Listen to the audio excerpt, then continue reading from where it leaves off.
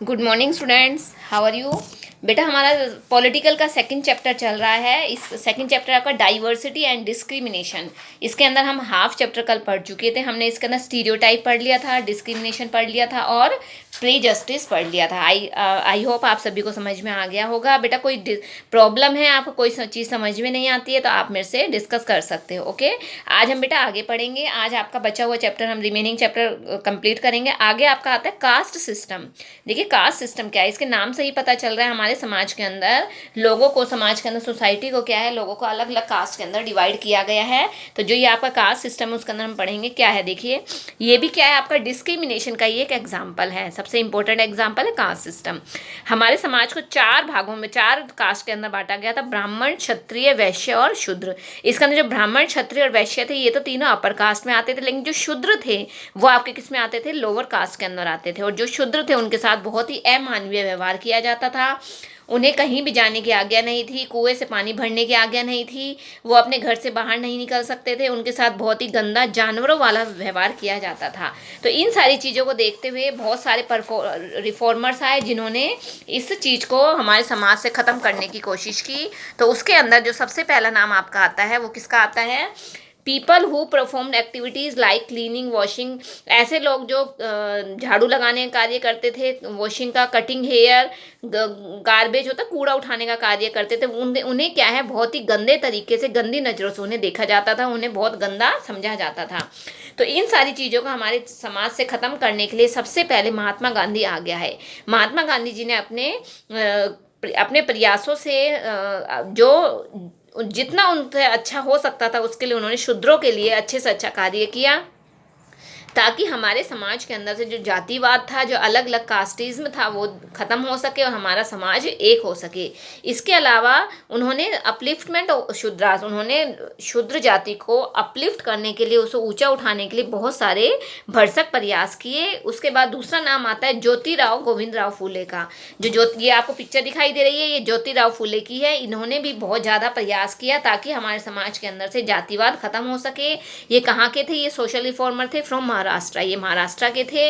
इन्होंने कास्टिज्म के अगेंस्ट इन्होंने आवाज़ उठाई और उसके अगेंस्ट इन्होंने बहुत सारे युद्ध भी लड़े, फाइट भी की, ताकि हमारे समाज से, हमारे देश से जो ये आपका कास्टिज्म है, जातिवाद है, वो ख़त्म हो सके। इसके लिए इन्होंने ये खुद देखिए बेटा, आप लोअर कास्ट से बिलोंग करते थे तो इन्होंने अपनी खुद की आप बीती अपने इस चैप्टर के अंदर बताई है। इन्होंने बताया कि उनके साथ कैसा व्यवहार किया गया था जब वह छोटे थे। तो इसमें एक एग्जाम्पल दिया गया है, जब वह छोटे थे तो उन्हें उनके एक फ्रेंड के रिलेटिव ने उन्हें अपने एक पार्टी के अंदर बुलाया। तो जब वो उस समय क्या है, उसका जो ज्योतिराव फूले का फ्रेंड था उसे इस चीज़ का आभास नहीं था कि ये एक लोअर कास्ट से बिलोंग करता है। लेकिन वो पार्टी के अंदर जाकर उसे पता चला कि जो ये ज्योतिराव फूले है ये लोअर कास्ट से बिलोंग करता है। तो उन्होंने उसी समय पार्टी के अंदर ही उसकी बहुत ज़्यादा इंसल्ट की और उसके साथ बहुत ही गंदा, इल ट्रीटेड, मतलब अमानवीय व्यवहार किया। तो इससे जो ज्योतिराव थे उन्हें बहुत ज़्यादा हर्ट हुआ, बहुत ज़्यादा दुख हुआ, बहुत ज़्यादा वो डिप्रेस हो गए। और वह अपने घर आकर उन्होंने अपने फादर से इस सारी बातों के बारे में पूछा और तब उनकी लाइफ के अंदर एक टर्निंग पॉइंट आया। उन्होंने क्या कहा, उसी दिन उन्होंने ये डिसाइड कर लिया कि अब वो फाइट करेंगे किसके लिए, rights of weaker sections of society. समाज के अंदर जो गरीब लोग हैं उनको उनके अधिकार दिलाने के लिए उसके अगेंस्ट वो फाइट लड़ेंगे, ताकि समाज के अंदर मेरे जैसे, यानी कि ये अपने बारे में सोच रहे थे कि उनके जैसे जो वीकर सेक्शन वाले लोग हैं उन्हें आगे इस चीज़ का दंड ना भुगतना पड़े। ये आपका था कास्ट सिस्टम। आगे आपका आता है बेटा अपार्थ्रिड। अब देखिए अपार्थ्रिड क्या था, ये भी क्या है, ये भी एक डिस्क्रिमिनेशन था। ये किसके ऊपर रिलेट था, discrimination based on complexion of person और रेस। ये हमारे इसे रंग भेद की नीति कहा गया था। रंग भेद होता है गोरे और काले का जो भेद होता है, अंग्रेज थे वो गोरे थे और जो हिंदू थे, इंडियन से, वो काले थे। तो यही जो भेदभाव था वो हमारे समाज को उससे हमारे समाज के अंदर उसने लोगों को दो वर्गों के अंदर बांट दिया था। और इस लॉ को कब पास किया था, 1948 के अंदर इसे पास किया गया था। कहाँ, इन साउथ अफ्रीका में। These laws prohibited non whites system of governance so blacks और non white could not use. अब उस समय क्या है, जो काले लोग थे, जो मतलब जो वाइट लोग नहीं थे, वो हॉस्पिटल्स को यूज़ नहीं कर सकते थे, रेल के अंदर, ट्रेन के अंदर वो सफ़र नहीं कर सकते थे, रेस्टोरेंट्स में नहीं जा सकते थे, या जितनी भी अदर पब्लिक फैसिलिटीज़ है वो उनके लिए नहीं थी, वो कहीं भी नहीं जा सकते थे, उन्हें उनके घर तक ही रहने की इजाज़त थी। लेकिन इन सारी चीज़ों को देखते 1990 में 1990 के अंदर नेल्सन मंडेला आए। नेल्सन मंडेला ने इसके अगेंस्ट आवाज़ उठाई और उन्होंने इसके लिए बहुत सारे युद्ध लड़े और अंत में उनकी, नेल्सन मंडेला की जीत हुई।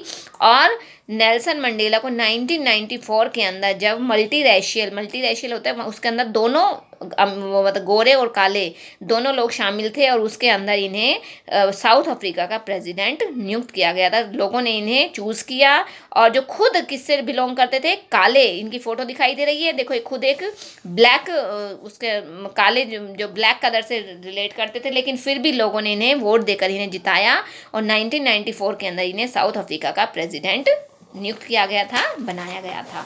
ओके, ये आपका था बेटा अपार्थाइड, समझ में आ गया। अब है आपका लास्ट टॉपिक है स्ट्राइविंग फॉर इक्वेलिटी, यानी कि समाज के अंदर समानता लाने के लिए स्ट्राइविंग होता है, उसके लिए मतलब किन किन लोगों ने इसके अगेंस्ट आवाज़ उठाई थी। तो ये आपको पिक्चर दिखाई दे रही है, ये पिक्चर बेटा डॉक्टर BR अम्बेडकर की, और इस इक्वेलिटी के लिए सबसे ज़्यादा नाम इन्हीं का लिया जाता है।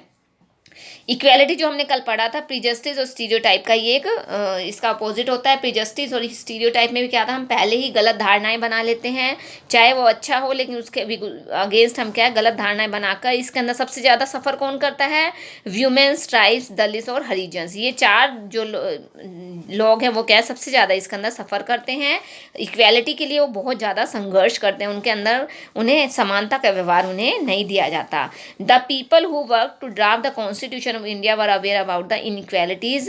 Doctor BR Ambedkar, father of the Indian constitution, जो फादर ऑफ इंडियन कॉन्स्टिट्यूशन के पिता हैं, फादर हैं, उन्होंने इसके अगेंस्ट आवाज़ उठाई, उन्होंने इस भेदभाव को दूर करने के लिए आवाज़ उठाई, क्योंकि वो खुद किससे, एक छोटी कास्ट से, लोअर कास्ट से बिलोंग करते थे, वो माहर कास्ट से बिलोंग करते थे, और इस चीज़ का, ये चीज़ वो बचपन से ही देखते आ रहे थे, और इस चीज़ को ख़त्म करने के लिए उन्होंने बचपन में ही डिसाइड कर लिया कि मुझे कुछ ना कुछ कार्य करके इस समाज से, इस देश से जो नीची कास्ट के लोग हैं, जो ये जातिवाद से ख़त्म करना है।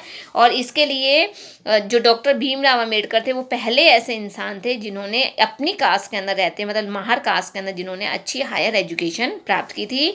हायर एजुकेशन के लिए वो इंग्लैंड गए थे, वहाँ जाकर उन्होंने अच्छी शिक्षा प्राप्त की थी, और वो क्या बनकर आए थे, वहाँ से एक लॉयर बनकर आए थे।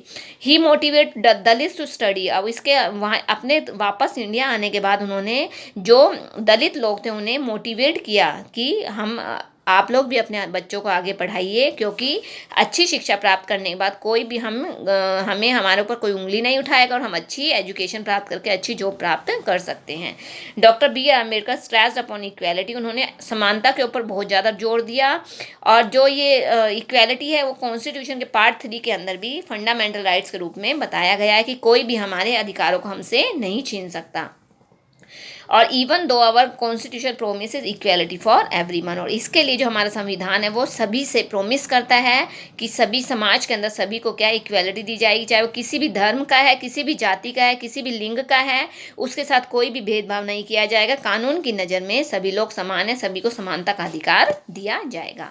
तो ये बेटा आपका चैप्टर आज कंप्लीट हो गया है। अब मैं आपको 2 रिवीजन भेज रही हूँ, क्विक रिवीजन फर्स्ट और क्विक रिवीजन सेकंड। इन दोनों की मैं आपको पिक्स भेज रही हूँ, फिल किया हुआ है बेटा, ये आपको अपनी इनको देखकर अपनी फेयर नोटबुक के अंदर नोट करना है, और साथ में लर्न भी करना है। Okay, thank you.